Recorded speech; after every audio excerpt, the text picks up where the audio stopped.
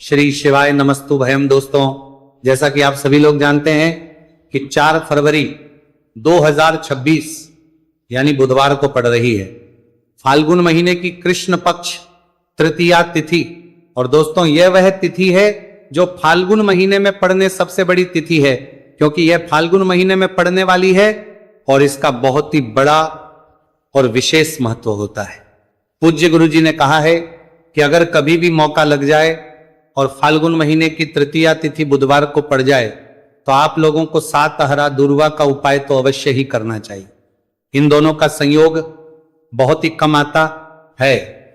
इसी के साथ में गुरु जी ने अपनी शिव पुराण कथा में बताया है कि इस दिन आपको 7 दुर्वा का उपाय तो आपको अवश्य ही करना चाहिए, क्योंकि ऐसा दिन पूरे साल में सिर्फ एक ही बार आता है। और दोस्तों, आप सभी लोग जानते हो कि बुधवार का अगर सबसे बड़ा उपाय है तो वो 7 हरा दुर्वा वाला उपाय है। तो दोस्तों, इस बुधवार तृतीया तिथि के दिन आप लोगों को इस 7 हरा दुर्वा वाला उपाय को जरूर करना है। बहुत सारे लोग होंगे जिन लोगों ने इस उपाय को ना किया हो, मतलब पूरा साल निकल गया, उन्होंने किसी भी दिन इस 7 हरा दुर्वा वाला उपाय को ना किया हो। पर दोस्तों, आपके पास एक आखिरी मौका बचा हुआ है जो कि 4 फरवरी के दिन है। तो इस दिन आप लोगों को इस वाले उपाय को जरूर कर लेना। भले ही आपने पूरे महीने भर इस उपाय को ना किया हो, पर अगर आपने इस फाल्गुन महीने के बुधवार तृतीया तिथि के दिन अगर इस वाले उपाय को कर लिया तो आपको इस उपाय को करने का वह फल मिलेगा जिसकी आपने कभी कल्पना भी नहीं करी होगी। इसीलिए आप लोग इस वाले उपाय को एक बार जरूर कर लेना है, ताकि आप लोगों के हाथ से यह मौका ना जा सके और आपको इस उपाय को करने का फल मिल सके। दोस्तों, यह उपाय पंडित जी ने अपनी अभी ही शिव महापुराण की कथा में बताया है, जिस उपाय को आज हम आपको बहुत अच्छे से समझाने वाले हैं। इस वीडियो को देखने के बाद, इस उपाय को समझने के लिए आपको कोई और वीडियो को देखने की जरूरत नहीं पड़ेगी। तो चलिए दोस्तों, उपाय को शुरू करते हैं।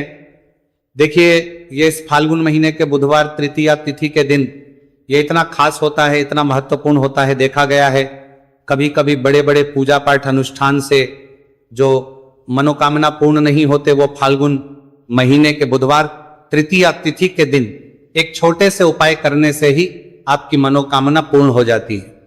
और बहुत सारे लोगों ने इस उपाय को किया भी है और उनको इस उपाय को करने का फल भी जरूर मिला है।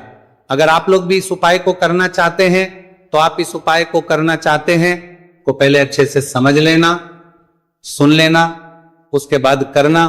आपको इस उपाय का फल जरूर ही, और इस उपाय को कर लेने से आपके घर में चाहे किसी भी प्रकार की दुख और समस्या क्यों ना चल रही हो, आपको उसका कारण भी नहीं पता है कि भाई यह समस्या किस कारण से चल रही है। उसका कुछ भी कारण हो सकता है, जैसे इसे पितृदोष हो सकता है या किसी भी तरह का मंगल दोष भी हो सकता है। तो इस दिन आप लोगों को यह वाला उपाय कर लेना। यह एक ऐसा उपाय है जिस उपाय को अगर किसी विशेष दिन पर किया जाए तो भाई उस विशेष दिन का जो है वो तो मिलता ही मिलता है। पर हमने उस दिन पर इस उपाय को किया है तो हमें उससे भी बड़ा फल मिलता है, और फल बहुत जल्दी मिलता है, क्योंकि आप इस उपाय को बहुत ही बड़े और विशेष दिन पर कर रहे हो। तो चलिए अब उपाय के बारे में बात करते हैं, लेकिन उससे पहले आप लोगों को यह जानना आवश्यक है कि आखिर यह उपाय किस समय करना है, किसको करना है और कैसे करना है। तो चलिए हम आगे आपको वीडियो में एक एक करके बता देते हैं। उससे पहले अगर आप लोग हमारे चैनल पर पहली बार हैं तो हमारे चैनल को सब्सक्राइब करना ना भूलें, और अगर आपके पास कोई सवाल है तो आप हमें कमेंट बॉक्स में बता सकते हैं। और अगर आपको हमारा वीडियो पसंद आया है तो आप हमें लाइक और शेयर करना ना भूलें। और अगर आपको हमारे चैनल की जानकारी चाहिए तो आप हमें फॉलो कर सकते हैं।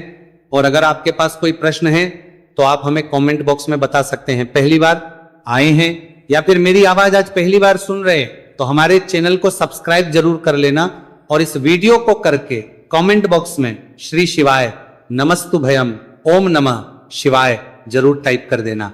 तो दोस्तों, इस 7 दुर्वा वाला उपाय को हमें इस बुधवार तृतीया तिथि के दिन कैसे करना है, किसको करना है, किस समय करना है और कहां पर करना है, ये सारे सवालों के जवाब आपको इस वीडियो में मिल जाएंगे।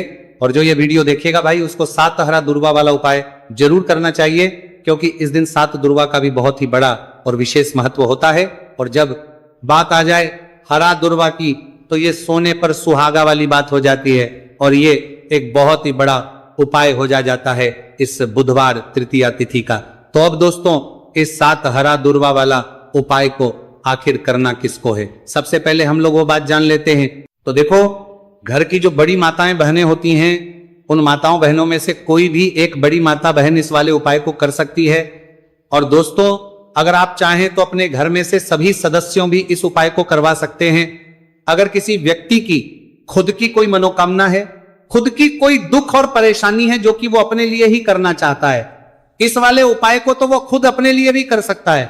बाकी अगर कोई घर में से ऐसा है जो कि अपने पूरे घर परिवार की सुख और शांति के लिए ये वाला उपाय करना चाहता है, तो भाई वो भी कर में सकता है, उसमें भी कोई दिक्कत वाली बात नहीं है। कहने का मतलब यह है कि इस उपाय को हर सदस्य भी कर सकता है और पूरे घर परिवार के सदस्य के लिए घर की बड़ी माताओं बहनों में से कोई एक माता बहन भी कर सकती है। माताएं बहनें अगर घर में उपस्थित ना हो या वो ये वाला उपाय ना कर पा रही हो, तो फिर घर का कोई बड़ा सदस्य भी इस 7 हरा दूर्वा वाला उपाय को कर सकता है, चाहे फिर वह पुरुष ही क्यों ना हो, उसमें कोई भी दिक्कत वाली बात नहीं है।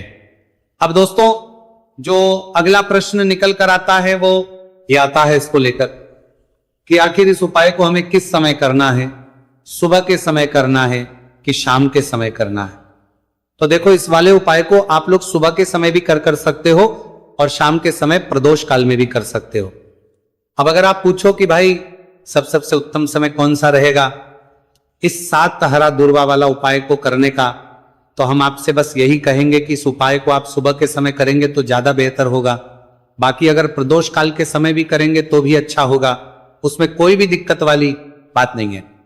तो अब दोस्तों, जो अगली सबसे बड़ी और महत्वपूर्ण बात आती है वो ये आती है कि सुबह अगर हम उपाय को करेंगे तो हमें कितने बजे से लेकर कितने बजे तक के बीच में करना है, और शाम के समय प्रदोष काल में करेंगे तो हमें कितने बजे से लेकर कितने बजे के बीच में करना है। तो देखो, सुबह जितनी जल्दी हो सके आप उपाय को करने की कोशिश करना। बाकी अगर कारणवश लेट भी हो जाओ, थोड़ी देर भी हो जाए, तो 10 या 11 बजे तक भी आप उपाय कर लेना, पर 12 बजे से ज्यादा देरी ना हो, ठीक है, इस बात का ध्यान रखना। उसके बाद में दोस्तों, अगर शाम के समय प्रदोष काल की बात करें, प्रदोष काल का जो समय है होता है वो शाम के 6 बजे से शुरू हो जाता है। मतलब शाम के 6 बजे से लेकर शाम के 6 बजे से रात के 8 बजे के बीच का जो समय होता है, ये समय प्रदोष काल का समय होता है। तो इस उपाय को 7 या 8 बजे के बीच में भी कर सकते हो। मैं आप कभी भी इस वाले उपाय को कर सकते हो, उसमें कोई भी दिक्कत वाली बात नहीं है। तो फाल्गुन का महीना ही है जो आपको धन दौलत पुण्य दोनों ही देने वाला है। फाल्गुन के महीने में तुलसी का पूजन करके, श्री हरि विष्णु से जुड़े हुए कुछ उपाय करके आप अपने जीवन की निर्धनता, धन से जुड़ी समस्याएं, कर्जे से जुड़ी समस्याओं को हमेशा के लिए दूर कर सकते हैं। ये वही महीना है जिस माह में भगवान विष्णु योग निद्रा से जागते हैं। भगवान विष्णु को तुलसी अति प्रिय है, इसलिए उनकी पूजा में भी विशेष रूप से हम तुलसी का उपयोग करते हैं। और बिना तुलसी दल के, बिना तुलसी मैया के श्री हरि विष्णु की पूजा दोनों ही अधूरे होते हैं। इसीलिए फाल्गुन के महीने में ऐसा उपाय आपको बताने वाले हैं जिसे करने से श्री हरि विष्णु की असीम कृपा आपको मिलेगी और मां तुलसी से ऐसा आशीर्वाद मिलेगा, जीवन का हर दुख, हर कष्ट, गरीबी, निर्धनता, कर्जे से जुड़ी समस्याएं, सब कुछ ही आपके जीवन से दूर हो जाएगा और सुख, समृद्धि, धन, वैभव, ऐश्वर्य, सब कुछ आपको अपने जीवन में आसानी से मिलने लगेगा।